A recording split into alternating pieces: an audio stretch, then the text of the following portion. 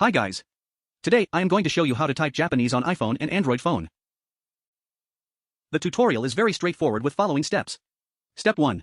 Download Google Keyboard from Play Store or App Store. Step 2. We'll explore how to customize the keyboard. Step 3. We'll start typing. Step 1. Go to Play Store or App Store. Search Google Keyboard by Google LLC. Download.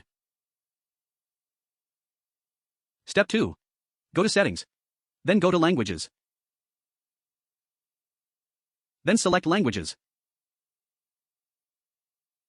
Select Add Keyboard. Search for Japanese.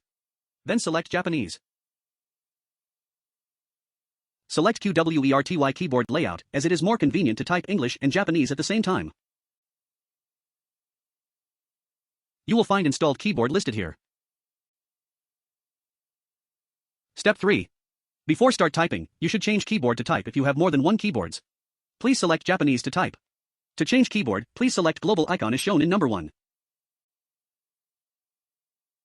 Don't worry about finding Japanese character when typing. Just type as plain word in English and use suggestion as shown in number 2. Done. Easy peasy. Thank you for watching and happy learning. Have a nice day.